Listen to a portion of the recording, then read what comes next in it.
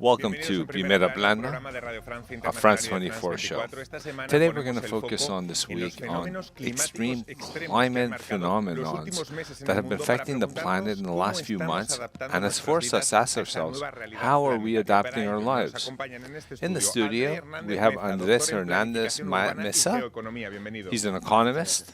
Florencia Ángel, welcome, she's from Madrid, and Sebastián Morales, social architect. Welcome, Sebastián. So, the adaptation of our lives to the new normal is what we'll be talking about today, front and center on Primera Plana. The extreme climate change are the new normal. They're multiplied throughout the planet. The last one has been Hurricane Ian, which has passed through the United States. However, the summer that we just lived through has been marked by new record-setting, sharp, important floodings producing thousands of deaths. And there's been, every day these new phenomena surprise us less and less. Are we getting used to living with them? How are our cities preparing? We're going to be pondering some of these questions, but here first are some tabloid clippings. And here it lists a few things in the United States and Europe. The era of catastrophes are upon us. So it's hard to find the positive spin on the current catastrophic situation. This other article, which is dedicated, mentions how the nucleus of urban centers that are increasingly non-livable environments. And from Germany, it plays with the irony of recuperating, getting back at old tradition of missed that.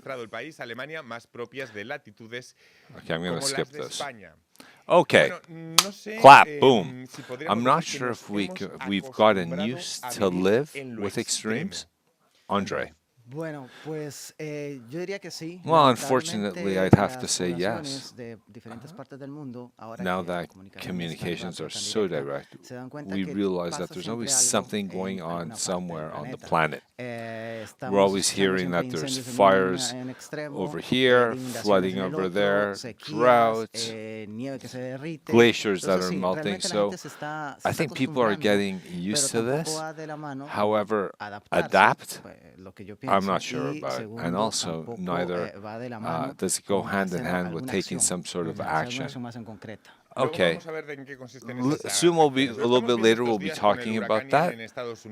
But Florencia de Mesa, who each time these types of phenomena impress us less and less. I don't think if it's a new normal to get used to this. I think so. I think we're all normalizing it in the media. And I think all of us that work in the sector need to go a little bit deeper and talk about why are we facing these phenomena and also discuss the impact, not only in our daily lives, but also in economic terms and forward-looking as well. You know, as Andre was saying, these are extreme phenomena, not extreme climate. I like that. Maybe we should dig deeper into the impact. Are we getting used to this, Sebastián? I would say so. I think it's important to know that all this news that we get so quickly, that comes in the form of information, you know, this so-called solar energy, I think will allow us somehow keep in mind that things are the way they are. Climate change, which is not good, is changing the natural course of rains, for example. So, for example, there could be less days of rain, but heavier rain, more storm days, and then more drought. Our cities aren't designed for that.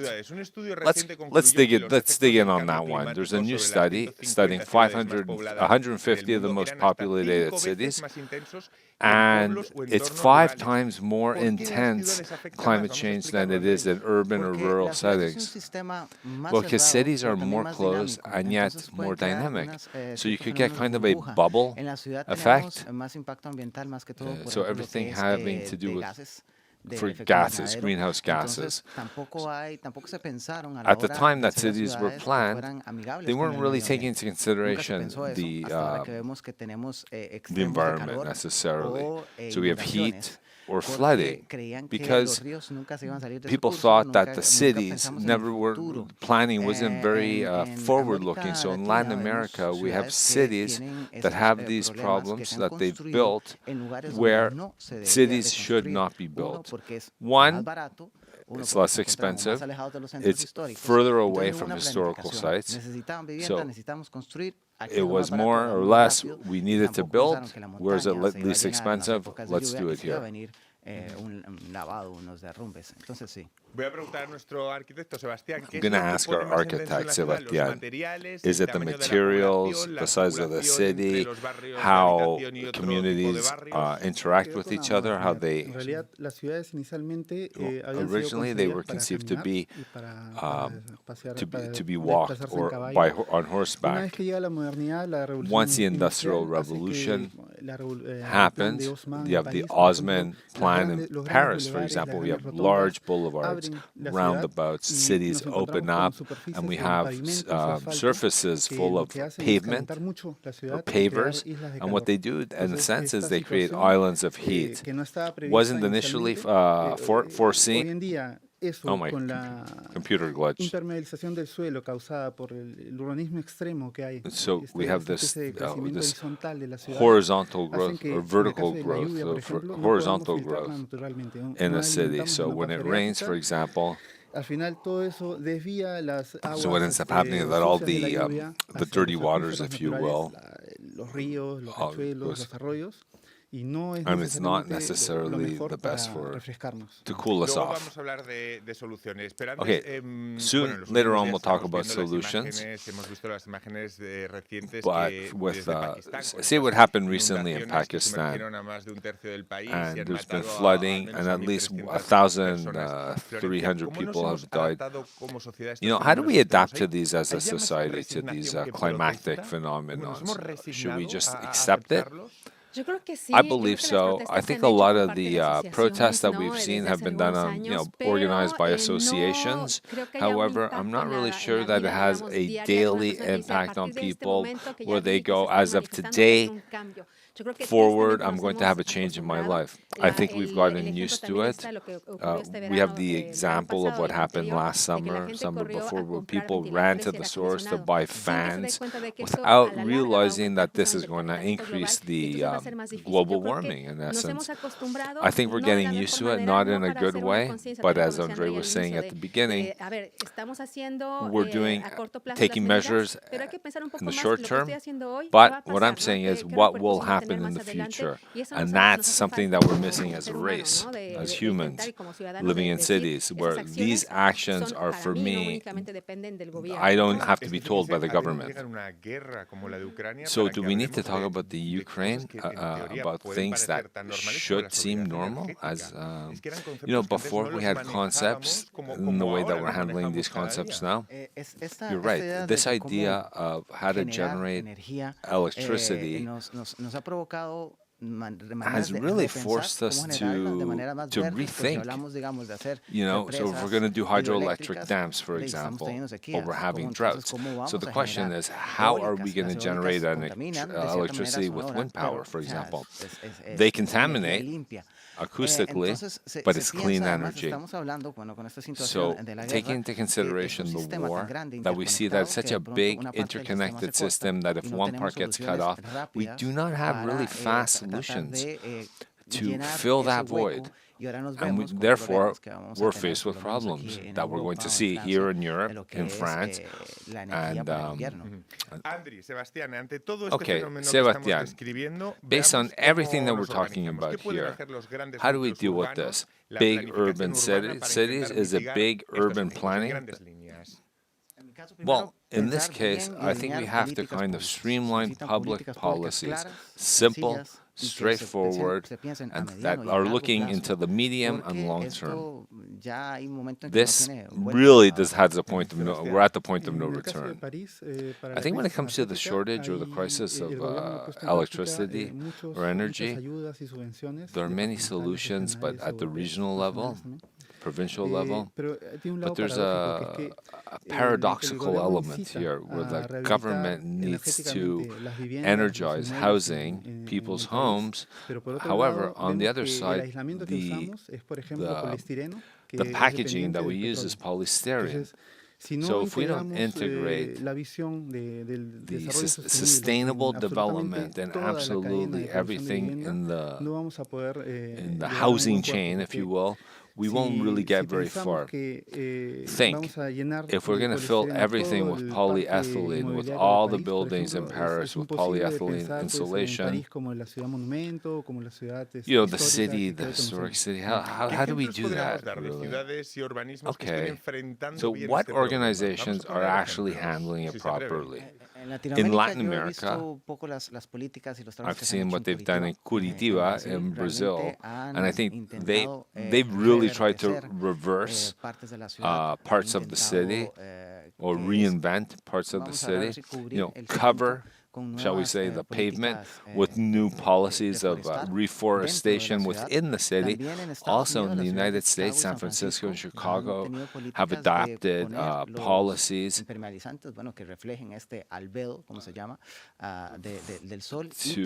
try to create these terraces, these green terraces. Sebastián?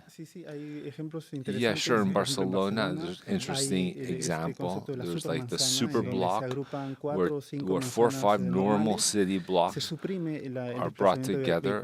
Vehicular traffic is suspended in order to try to permeate the floor once again. Sure. Combined blocks, it was criticized at the beginning, I remember. There was a considerable opposition to that. Right, I remember in Paris when they decided to take over blocks of area with just foot traffic.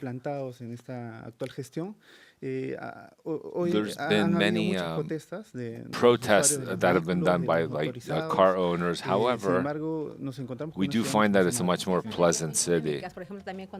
Also, with that bike plan that they did in Paris, it was hugely rejected at the beginning, but eventually, because of COVID, things slowly started getting more normalized and accepted. And now on the 16th of October, they're starting Paris 50.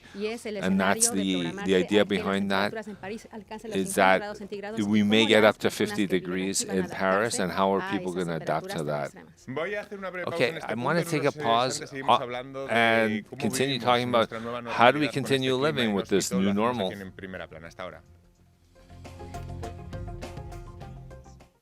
Enlace, del Cono Sur a Norteamérica, de los Andes a Centroamérica. Una cita semanal con los temas más importantes de los países del continente americano, presentada por los corresponsales de France 24. Enlace en France 24 y france24.com. All right, we're back on Primera Plana. This week we're talking about how do our cities adapt to the new normal, to extreme climate change? How are cities dealing with that? We're with our 3 guests.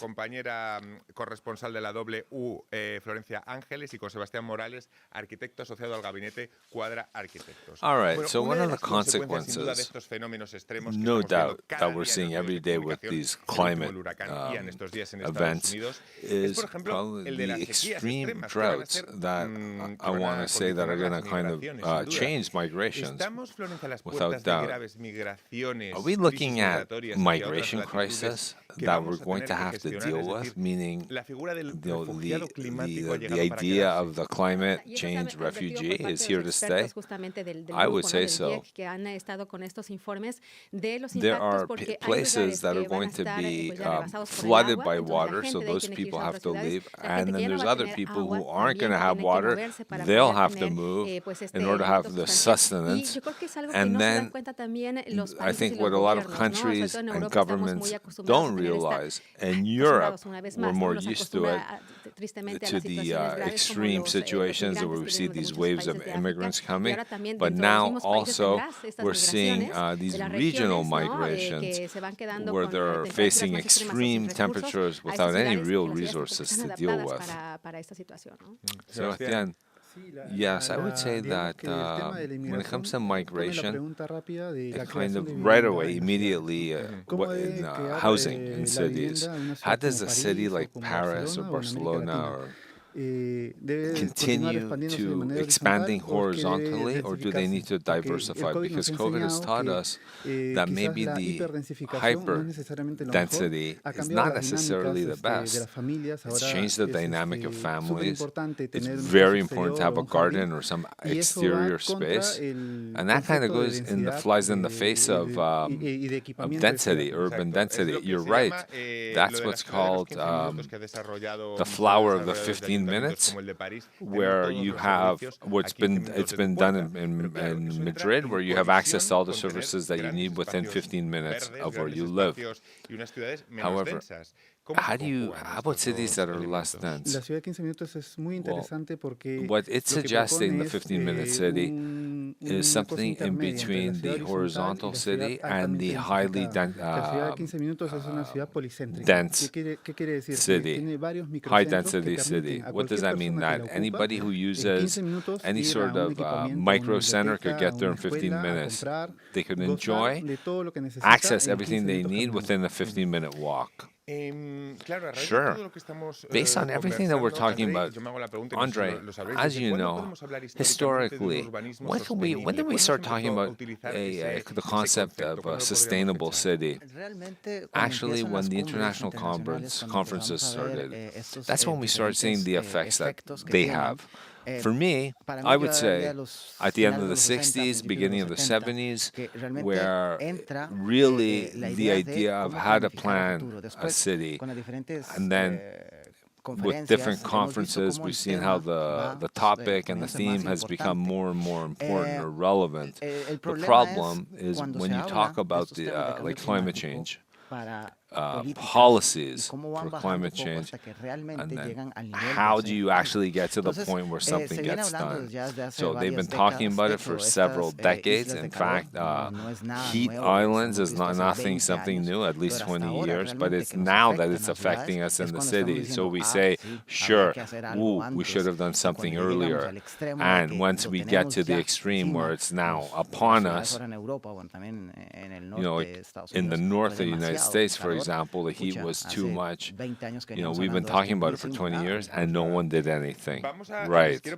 Okay, I want to talk about another topic and have better examples that are affecting our health.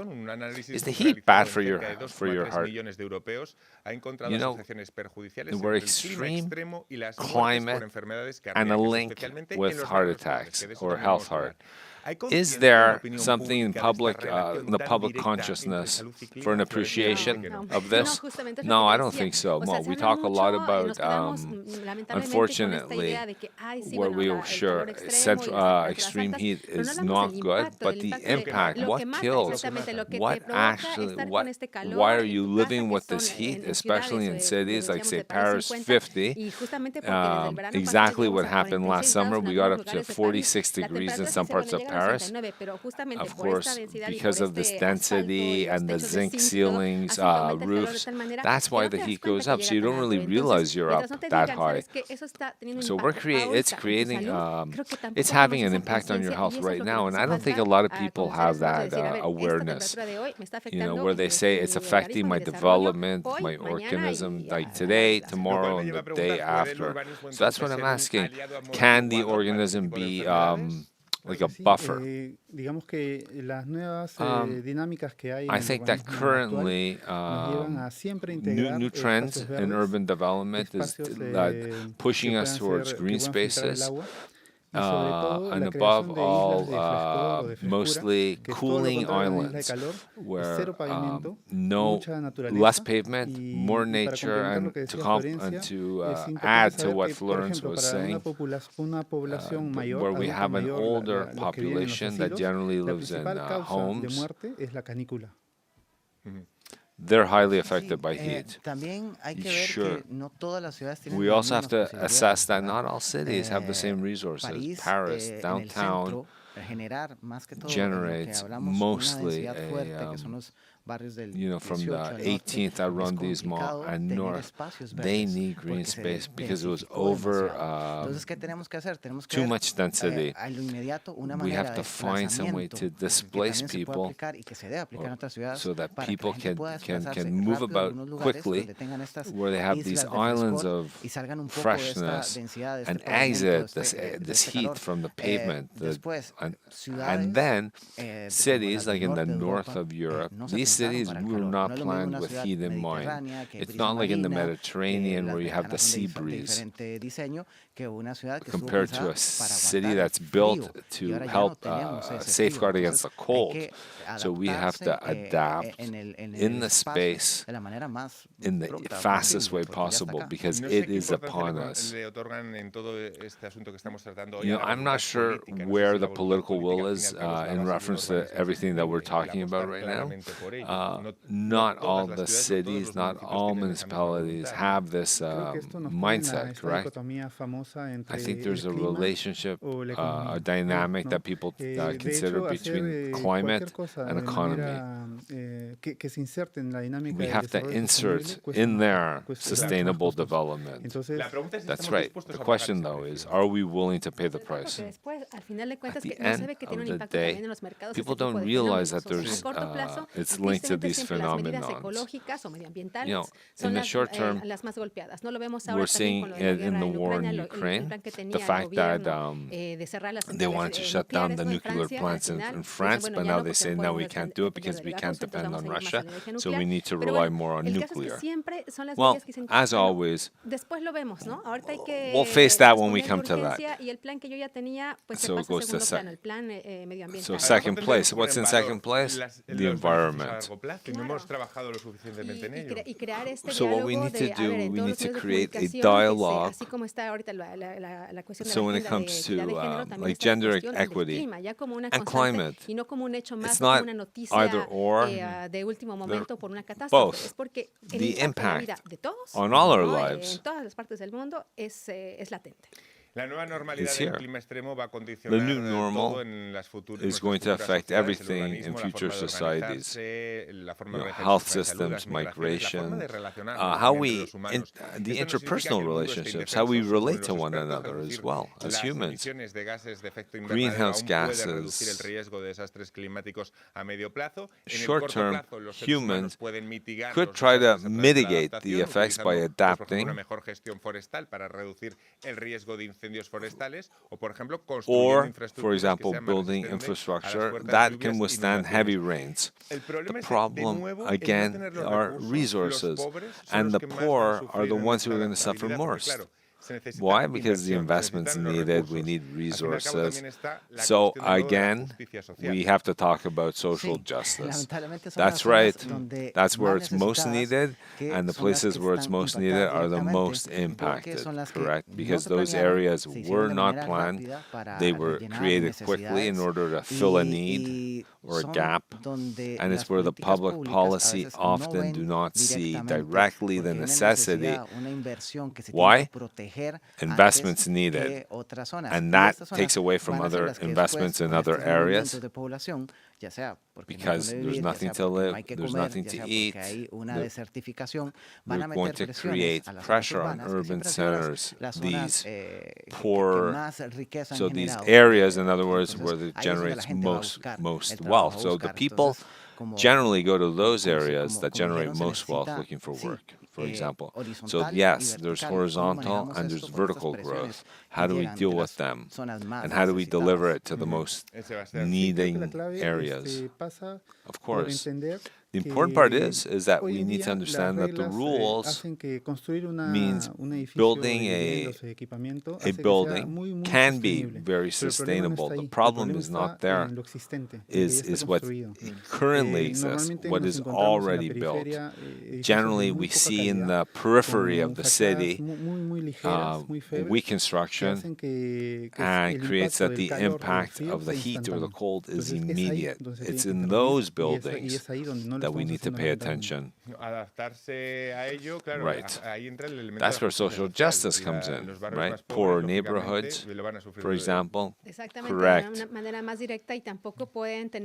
Many times they don't have the choice necessarily.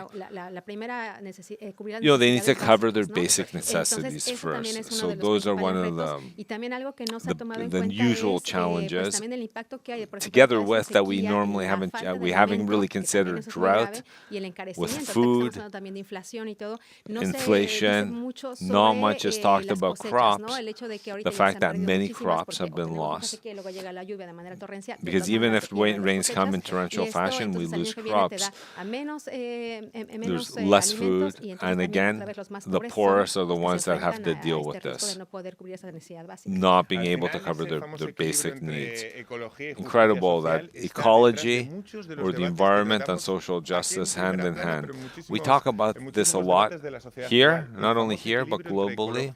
You know, social justice and difficult, how hard it is to place it in balance, right? Well, it's been a real pleasure speaking with you two, you three. Thank you very much. And the rest of you will be waiting for you here in Primera Plana. Thank you very much.